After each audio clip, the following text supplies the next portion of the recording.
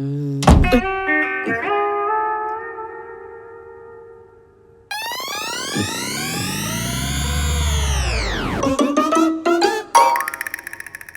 My beauty. आपने बुलाया sir? नहीं तो। Okay sir. अरे अच्छा हुआ तू आ गया। जरा ये बोतल खोल दे। वाह, बड़ा खिलाड़ी है रे तू। पक्का बेवड़ा लग रहा है तू। नहीं, ऐसा नहीं है सर। जब भी नाकाम होता था तो पीता था सर। लास्ट टाइम सर मैंने डिग्री में फेल होने के बाद पिया था। डिग्री में फेल होने का गम नहीं मनाते भीष्मा, जिंदगी में फेल होना सबसे बड़ा गम है। आजा बैठ। अरे आपके साथ बैठूं? अबे रोज तो गाड़ी में मेरे साथ ही बैठता है ना। बात में दम है सर। बैठ जा। बराबर है।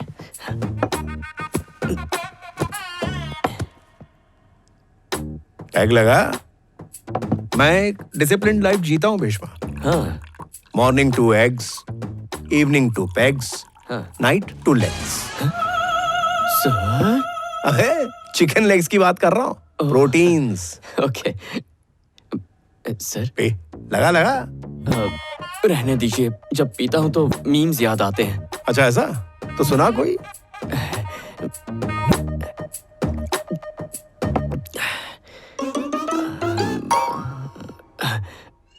एक चाय 2 खारी, एसीपी सब पे भारी। बढ़िया था। एक और सुना। 1 मिनट सर, बर्फ लेके आता हूँ। लेके आ। की आंख।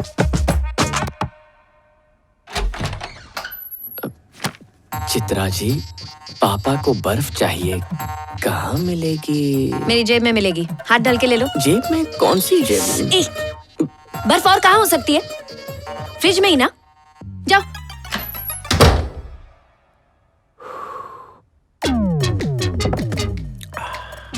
बर्फ कहाँ है? सोचा कहीं सर्दी जुकाम ना हो जाए सर, इसीलिए नहीं लाया। इस बार कुछ ऐसा सुना कि रोम रोम मचल उठे। रोम रोम मचल उठे ऐसा?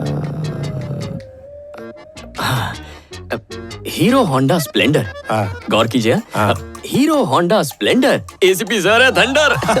तू जरूर करेगा कोई ब्लंडर। क्या टाइमिंग है सर। और एक लगा। तो बड़े अरसे बाद पीने के वक्त ऐसा मजा आया।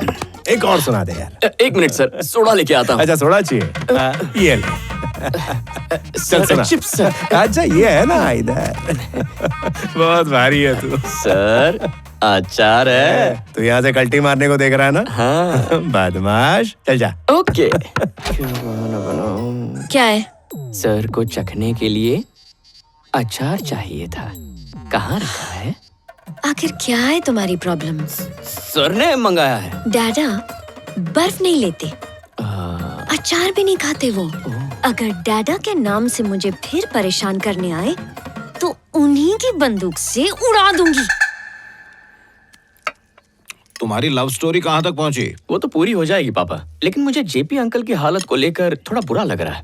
जेपी की हालत, उसे क्या हुआ? उन्होंने ही एसीपी के पास भेजा था ना, और एसीपी की लड़की से प्यार हो गया। नाइस।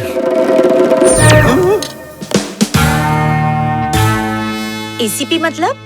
अरे वही सड़ा हुआ मेरा दोस्त। याद है जब भीष्मा छोटा था तो उसने चित्रा को सिर्फ छू लिया था तो उसने तमाशा बना दिया था, और उस बात को लेकर हम दोनों के बीच दुश्मनी हो गई। रुकिए। अरे तू समझता क्या रे? बचपन से ही देवा मेरे बेटे से चिढ़ता था। उसे पता चला तो पता नहीं वो मेरे बच्चे के साथ क्या करेगा। इसका जिम्मेदार तो ये है, मेरे मना करने के बाद भी इसने उसे देवा के पास भेजा। अरे ठंडे दिमाग से बता क्या हुआ है? तेरे भतीजे को देवा की लड़की से प्यार हो गया है।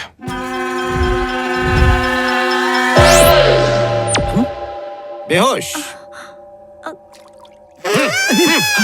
आज हम सब यहाँ ये चर्चा करने वाले हैं कि भारत की खेती का भविष्य क्या होना चाहिए, केमिकल फार्मिंग या फिर ऑर्गेनिक फार्मिंग।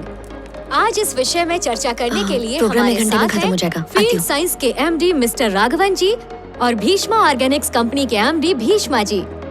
तो आइए उन्हीं से जानते हैं कि केमिकल फार्मिंग और ऑर्गेनिक फार्मिंग के बारे में उनकी अपनी क्या राय है। वाह क्या लड़की है। अरे परिमल भैया, आप यहाँ कैसे? यही मैं तुझसे पूछने वाला था। बिना टिकट के तू शो देखने आया है ना? शो तो आप देखने आए होंगे, मैं उससे देखने आया। तू तैयार है ना? सुंदर है ना? तू लड़कियों के पीछे भागना कब छोड़ेगा? तेरी वजह से नौकरी से हाथ धोना पड़ा। उसके बाद एमएससी एग्रीकल्चर में नौकरी करनी पड़ी, वहाँ पर सैलरी और भी कम थी। हाँ तो अंकल जी, आप कौन सी फसल उगाते हैं? मिर्ची उगाता हूँ सर। आप खाद का इस्तेमाल करते हैं या भगवान भरोसे खेती करते हैं? आप ही की खाद इस्तेमाल करते हैं, उससे खेती अच्छी होती है। मैं इससे संतुष्ट हूँ। हम जो भी काम करते हैं किसानों की खुशी के लिए ही करते हैं भीष्मा जी। हमें और क्या चाहिए? खुशी का मतलब ये नहीं कि कपड़े कितने अच्छे हैं या जेब में कितने पैसे हैं। खुशी का मतलब है सेहत। खुशी का मतलब हमारी अगली पीढ़ी की खुशहाली। अगर रसायनों का इस्तेमाल बंद नहीं हुआ तो हमारे स्वास्थ्य के साथ साथ ही धरती माँ को भी नुकसान पहुंचेगा। ये सब किताबी बातें हैं सर। आज के जमाने में इन्हें कोई नहीं मानता।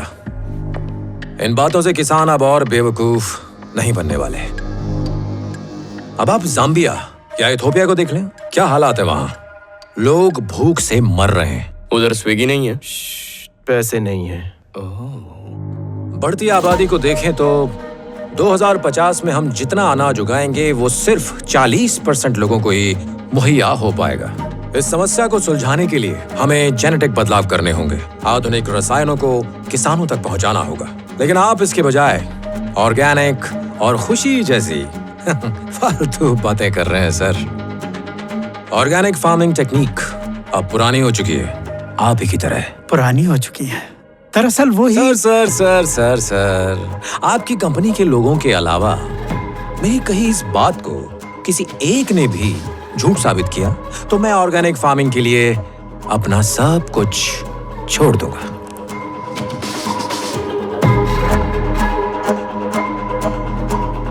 भैया, लड़की को इम्प्रेस करने का एक आइडिया है। तो मुझे क्यों बता रहा है? मैं क्या तेरा कबूतर हूँ जो तेरी बात वहां पहुंचाऊं?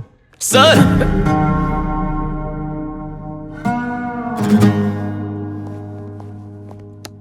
भीष्मा, चेक। तुझे पैसे नहीं मिलने वाले हैं। आपने सही कहा सर। यहाँ किसी को भी ऑर्गेनिक फार्मिंग के बारे में कुछ नहीं पता है। जाम्बिया और इथियोपिया जैसे देशों में भूख से मरने वाले लोगों को भी इस सब के बारे में कुछ नहीं पता सर। सर, आप केमिकल से ज्यादा फसल उगाना चाहते हैं ना, तो फिर आपने आपकी कंपनी उन्हीं देशों में क्यों नहीं शुरू की? आपने उन्हें भूख से मरने से बचा लिया होता। लेकिन आप ऐसा नहीं करेंगे। मैं जानता हूं क्यों। इसकी दो वजह है। एक है पैसा, वो गरीब देश है, वहां आप क्या कमा लोगे। दूसरा है मिट्टी। हमारे देश जैसी उपजाऊ जमीन उनके यहाँ है ही नहीं। सर, जब मिट्टी उपजाऊ नहीं है तो आपके केमिकल से क्या होगा? वो क्या है ना, फसल के लिए मिट्टी चाहिए, आपका केमिकल नहीं।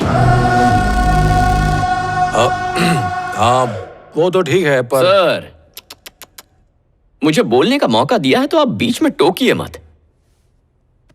ऊपर वाले पे विश्वास करते हैं? बताइए ना सर। हाँ। अरे, आज के इस मॉडर्न जमाने में भी ऊपर वाले पे विश्वास? तो सदियों पुरानी ऑर्गेनिक फार्मिंग अपनाने में बुराई क्या है सर?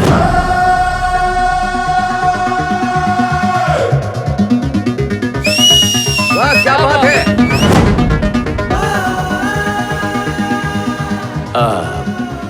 हमारे वेदों में और कई धार्मिक ग्रंथों में यही कहा गया है कि जमीन से सोना उगाने के लिए ऑर्गेनिक खेती सबसे अच्छी है। हाँ, यही सच है। अगर इसे सही तरीके से अपनाएं तो कोई शक नहीं कि जमीन को किसी केमिकल की जरूरत पड़े। प्रकृति को हमारी जरूरत नहीं है, लेकिन इंसान की जो भी जरूरतें हैं उसे प्रकृति पूरा करती है। उसे आपके केमिकल से बर्बाद मत कीजिए। अब यहाँ से आगे मेरे दोस्त MSc agriculture gold medallist mister Parimal भाई बोलेंगे, उन्हीं से सुनिए। Thank you.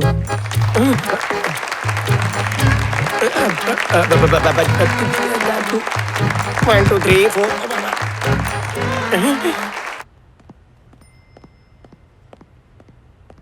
रुको। भीष्मा, हाँ? तुम्हें ऑर्गेनिक फार्मिंग के बारे में इतना कैसे पता? तुमने उस दिन किताबें दी थी ना, मैंने सारी पढ़ ली। तुमने सारी किताबें पढ़ ली? हाँ। ऐसा क्यों? क्योंकि ये तुम्हारा फेवरेट सब्जेक्ट है। ओह, तो तुमने इतनी सारी मेहनत मुझे इम्प्रेस करके पटाने के लिए उठाई है ना? नहीं, ऐसा नहीं है। तुम मुझसे प्यार करते हो? नहीं, क्या बात कर रही हो? तुम्हें बस ये सब्जेक्ट पसंद है। तुम ठीक है, मैं नीचे रुकता हूँ, तुम आना। I love you.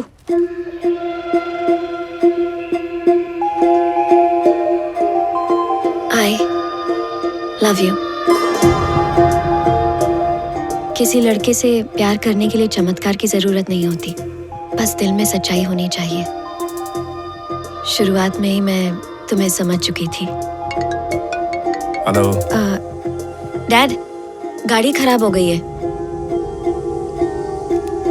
हैदराबाद के छोकरे बिगड़ते जा रहे हैं। सर, अगर कुछ दोस्त मिलकर मस्ती मजाक कर भी रहे हो तो इसका मतलब ये नहीं कि वो मवाली है या आवारा है। कल वही लोग किस मुकाम पर होंगे ये हमें नहीं पता। आज नुक्कड़ पर पान बेचने वाला इंसान भी सीएम बन सकता है। मुझे तो उसी वक्त समझ आ गया था कि तुम कैसे हो। तुम्हारे साथ बिताया हुआ हर एक पल मेरे लिए यादगार है। तुमने मेरे लिए 10 गुंडों को पीटा, 20 दिन डैडा के साथ बिताए। एक नया सब्जेक्ट तुमने सिर्फ 30 मिनट में सीख लिया।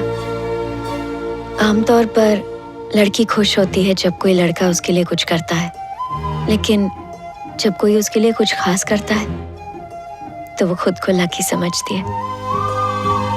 I love you.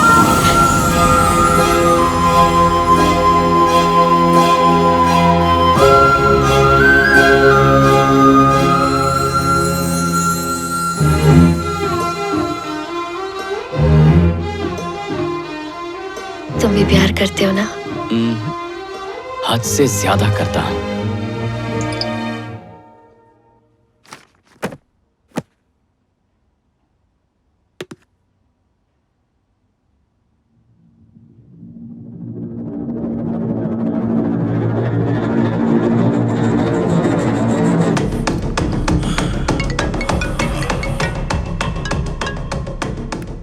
Hello sir, मैं किसी काम से स्टूडियो गया था, तभी मैंने ये वीडियो शूट किया सर।